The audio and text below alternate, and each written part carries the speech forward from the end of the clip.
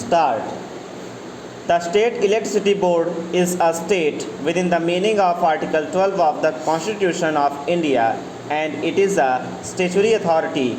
If the board has the power to frame or revise the tariff as contained in Section 49 and other provisions of the 1940 Act, which is plenary in nature unless a statutory provision is brought into force. Later dictating exercise of such power, it cannot be held to become denuded thereof.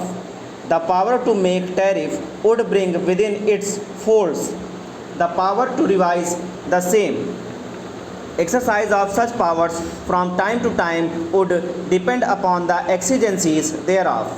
The power guidelines under the provisions of 1998 Act were to be exercised by the Central Commission or the State Commission.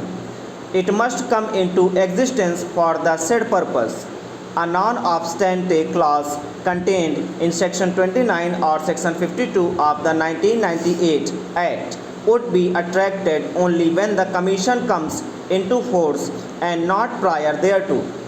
The provisions of the said Act are to be exercised by the Commission for the purposes of the Act. It must therefore come into existence before it can exercise its powers. It is therefore difficult for us to persuade ourselves that the factors enumerated in clauses C and G contained in subsection 2 of Section 29 of 1998 Act, providing for the principles required to be followed by the Commission, were binding on the state electricity boards also. The state electricity boards are entitled to frame tariff in terms of the provisions contained in 1948 Act. The tariff so framed is legislative in character. The board, as a statutory authority, is bound to exercise its jurisdiction within the four corners of the statute. It must act in all fields, including the field of framing tariff, by adopting the provisions laid down in 1948 Act or the rules and the regulations framed thereunder.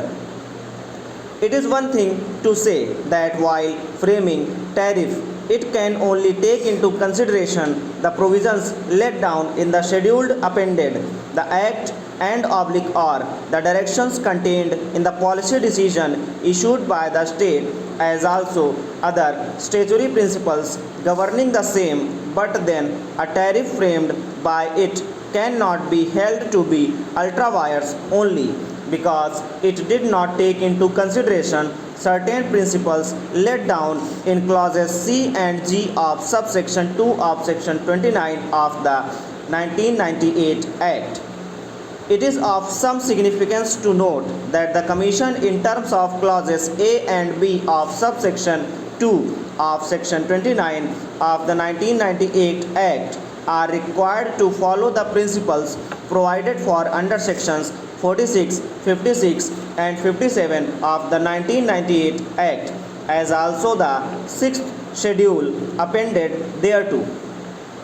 The 1998 Act therefore recognized the principles contained in the 1948 Act. Also, it would be absurd to suggest that the principles required to be adopted by the Commission were per force required to be adopted by the electricity boards, despite the fact that the Commission did not come into existence.